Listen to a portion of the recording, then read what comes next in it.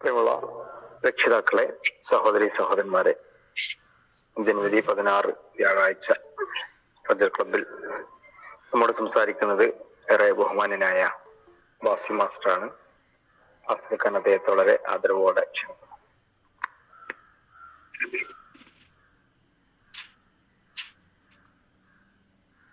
أعوذ بالله من الشيطان الرجيم.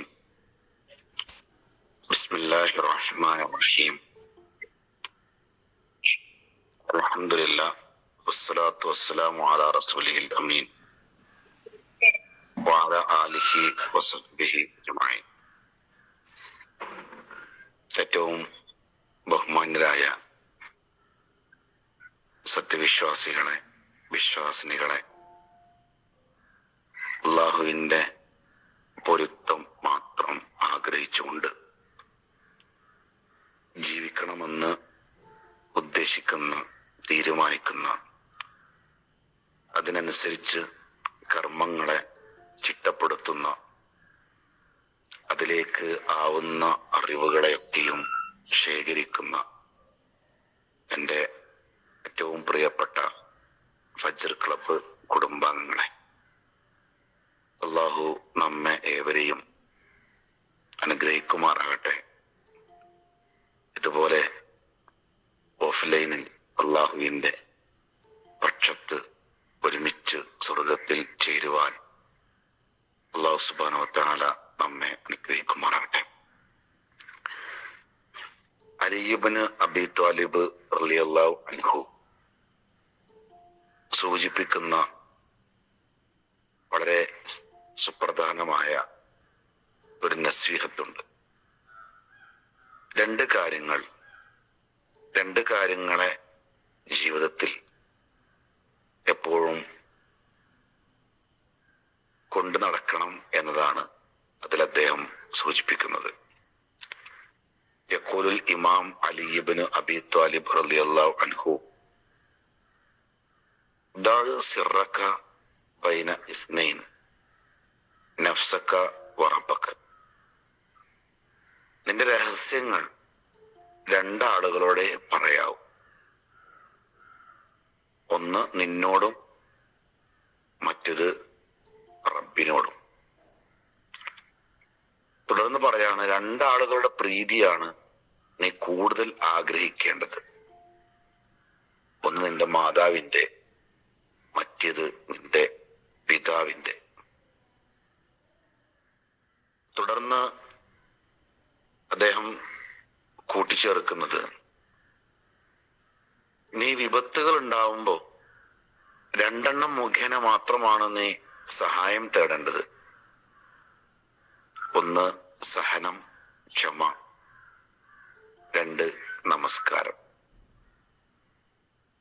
രണ്ടെണ്ണത്തെ കുറിച്ച് നീ ഒരിക്കലും പേടിക്കരുത്. ഒന്ന് നിന്റെ ഭക്ഷണം, രണ്ട് മരണം. അവ രണ്ടും അള്ളാഹുവിന്റെ കൈകളിലാണ്.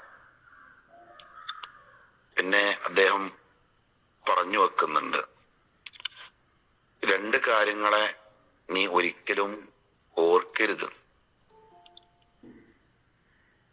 വ ഇസ്നാനി ലാ തദ്കുർഹുമ അബദ. ഒന്ന് ഇഹ്സാനക ലിന്നാസ്, നീ ജനങ്ങൾക്ക് നൽകിയ സേവനം. വ ഇസാഅത്തുൽ ആഖിരീൻ, ആളുകൾ നിന്നോട് കാണിച്ച ദൂഷ്യങ്ങൾ. അവസാനമായി അദ്ദേഹം പറയുന്നു, രണ്ടെണ്ണം ഒരിക്കലും നീ മറക്കരുത്. വ ഇസ്നത്താനി ലാ തൻസാഹുമ അബദ. അതെന്താണ്? ഒന്ന് അള്ളാഹുവിനെയും, രണ്ട് വദ്ദാറുൽ ആഖിറ, പരലോകത്തെയും. നമുക്ക് എപ്പോഴും കൊണ്ടു നടക്കാവുന്ന വളരെ വിലപ്പെട്ട ഈ രണ്ടെണ്ണം ചേർത്തുകൊണ്ടാണ് അലി ഇബ്നു അബീ ത്വാലിബ് ഈ ഉപദേശങ്ങൾ നൽകിയിട്ടുള്ളത്. ഇത് അദ്ദേഹത്തിൻ്റെതായിട്ടുള്ള വചനങ്ങളല്ല, പരിശുദ്ധ ഖുർആനിന്റെ എസൻസ് ആണ്. പരിശുദ്ധ ഖുർആനിൽ നിന്നും അദ്ദേഹം ഉരുത്തിരിഞ്ഞെടുത്ത വിലപ്പെട്ട നിർദ്ദേശങ്ങളാണ്. മറന്നു പോകുമോ എന്ന് നമുക്ക് പേടിയുണ്ടാകും. പക്ഷേ ചേർത്ത് വെച്ചാൽ എപ്പോഴും നമ്മുടെ മനസ്സിൽ പ്രകാശിക്കുന്ന ഉപദേശങ്ങളായി നിലകൊള്ളും. എല്ലാം നമുക്ക് പറയാൻ ആളുകളുണ്ട്. ഞാൻ എൻ്റെ എല്ലാം പറയും എന്ന് പറഞ്ഞാലും പലതും നമ്മൾ പറയാതെ വെക്കും. എനിക്കെല്ലാം പറയാനുണ്ട് എന്ന് പറഞ്ഞാലും പറയാതെ വെക്കും. എന്തും പറയാൻ പറ്റിയ, എന്തും പറയാൻ പറ്റിയ, അല്ല എന്തും പറയേണ്ട ആളാണ് റബ്ബ്. അതുകൊണ്ട് നിന്റെ രഹസ്യങ്ങള് നീ എല്ലാവരോടും പറഞ്ഞതുകൊണ്ട്, അല്ലെങ്കിൽ നിനക്ക് വേണ്ടപ്പെട്ട ആളുകളോട് പറഞ്ഞതുകൊണ്ട് പ്രത്യേകിച്ച് കാര്യമൊന്നുമില്ല. അത് ഞാൻ പറഞ്ഞു എന്നേ ഉള്ളൂ. കുറച്ചു കാലം കഴിഞ്ഞാൽ, കുറച്ച് ദിവസങ്ങൾ കഴിഞ്ഞാൽ, മാസങ്ങൾ, വർഷങ്ങൾ കഴിഞ്ഞാൽ അതൊന്ന് പറയേണ്ടിയിരുന്നില്ല തോന്നിപ്പോ.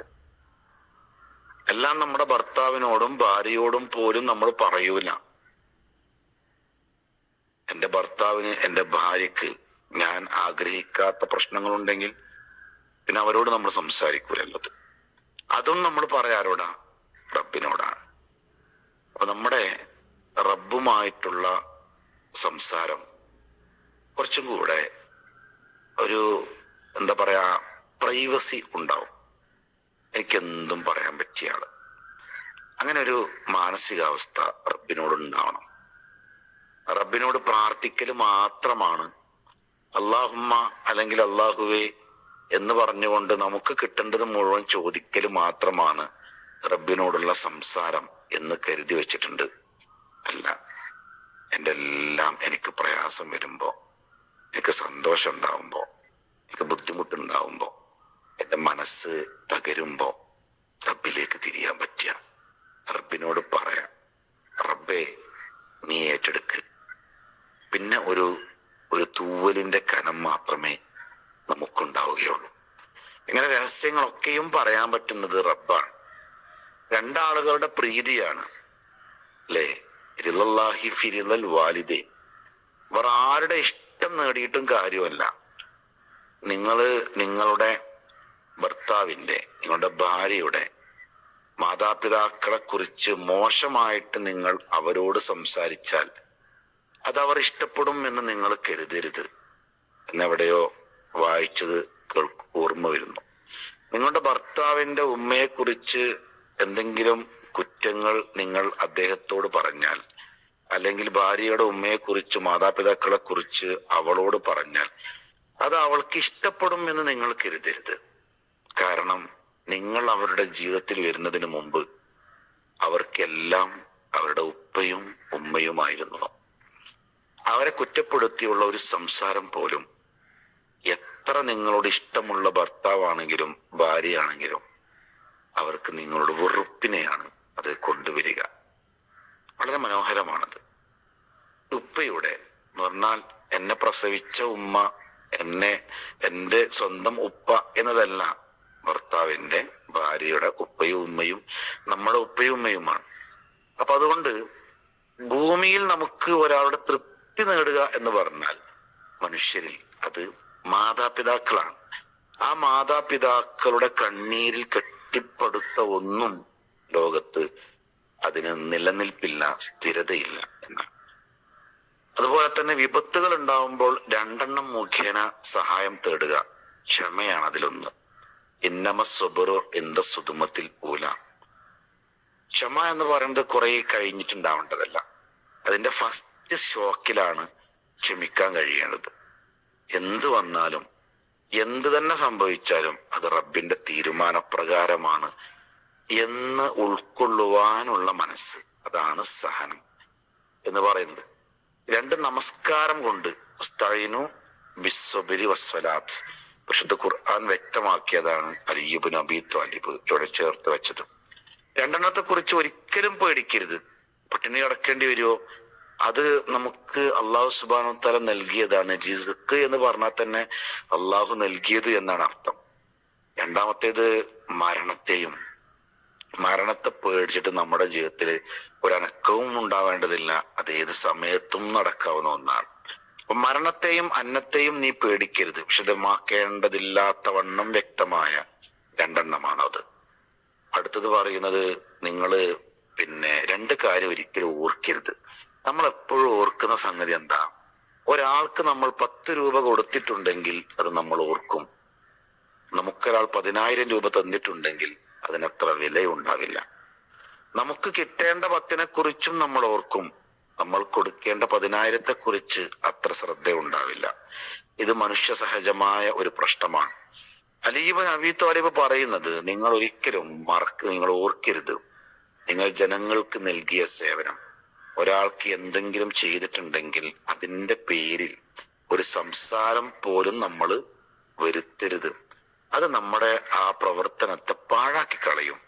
വലാ തുബ്തിലൂ സദഖാതികും ബിൽ മന്നി വൽ അദാ എന്ന് പരിശുദ്ധ ഖുർആൻ പഠിപ്പിക്കുന്നുണ്ട്.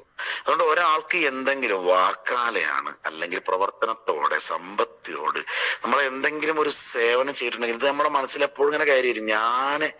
ഞാനാണല്ലോ അവന്, എന്റേതാണല്ലോ അത് എന്ന ഒരു മനസ്സ് കയറി വരും. പക്ഷെ നീ ഓർക്കരുത്. അതേസമയം നമുക്ക് കിട്ടിയത് എന്ത് ചെയ്യണം? നമ്മൾ ഓർക്കുകയും വേണം. നമുക്ക് കിട്ടിയ എല്ലാ അനുഗ്രഹങ്ങളും അപ്പോഴേ റബ്ബ് നമുക്ക് ചെയ്തു തന്നതും ഓർക്കുവാനുള്ള മനസ്സ്, റബ്ബനാ ലക്കൽ ഹംദ് എന്ന് പറയുവാനുള്ള മനസ്സുണ്ടാവണമെങ്കിൽ വ്യക്തികൾ നമുക്ക് ചെയ്തു തന്നിട്ടുള്ള അനുഗ്രഹങ്ങളെ, സഹായങ്ങളെ നമുക്ക് ഓർക്കാൻ പറ്റണം. അപ്പോഴേ അവർക്ക് വേണ്ടി പ്രാർത്ഥിക്കുകയുള്ളൂ. അതിനപ്പുറം ജീവിതത്തിൽ നമുക്ക് ധാരാളം അനുഗ്രഹങ്ങൾ നൽകിയ റബ്ബിന്റെ നിഅമുകളെ മനസ്സിലാക്കണമെങ്കിലും നമുക്ക് ഇങ്ങോട്ട് കിട്ടിയത് ഓർക്കുവാൻ കഴിയുകയും അങ്ങോട്ട് കൊടുത്തത് മറക്കുവാൻ കഴിയുകയും ചെയ്യണം എന്നാണ് അദ്ദേഹം പറഞ്ഞു വെച്ചത്. അവസാനമായി പറയുന്നത്, 2 എണ്ണം ഒരിക്കലും നീ മറക്കരുത്. അതൊന്ന് അള്ളാഹുവിനെയാണ്. അള്ളാഹു എന്ന് പറയുന്നത് നമ്മുടെ ഓരോ സെക്കൻഡിലും നമ്മോടൊപ്പം ചേർന്ന് നിൽക്കുന്ന മർമ്മരമായിരിക്കണം, മന്ത്രമായിരിക്കണം. നമ്മുടെ കണ്ണിൻ മുതൽ നമ്മുടെ നഖം വരെ, നമ്മുടെ മുടി മുതൽ നഖം വരെ നമ്മെ ഇങ്ങനെ എപ്പോഴും ചേർത്ത് പിടിച്ചു നിൽക്കുന്ന അസ്തിത്വമായിരിക്കണം അല്ലാഹ്. അള്ളാഹു എന്ന് പറയുന്നത്. രണ്ടാമത്തത് പരലോകമാണ്. എന്തിന്റെയും അടിസ്ഥാനം പരലോകത്തെ മുൻനിർത്തിക്കൊണ്ടല്ലാത്ത ഒന്നും ചെയ്യുവാൻ നമുക്കാവരുത്. റബ്ബിന്റെ തൃപ്തി എന്ന് പറയുന്നത് അതാണ്. അതുകൊണ്ട് ഈ പറയപ്പെട്ട 2 കാര്യങ്ങളിലെ എല്ലാ 2 കാര്യങ്ങളെയും ജീവിതത്തിൽ എല്ലാ സമയത്തും ഓർത്തു വെക്കുവാൻ നമുക്കാവുക എങ്കിൽ നമ്മുടെ ജീവിതത്തെ ശരിപ്പെടുത്തുവാൻ നമുക്ക് കഴിയും. അല്ലാഹു സുബ്ഹാനഹു വ തആല അത്തരം ഉത്കൃഷ്ടരായ വിശ്വാസികളുടെ കൂട്ടത്തിൽ നമ്മേവരെയും ഉൾപ്പെടുത്തി അനുഗ്രഹിക്കുമാറാകട്ടെ. വആഖിറു ദഅ്വാനാ അൽഹംദുലില്ലാഹി റബ്ബിൽ ആലമീൻ. അസ്സലാമു അലൈക്കും വറഹ്മത്തുള്ളാഹി വബറകാതുഹു.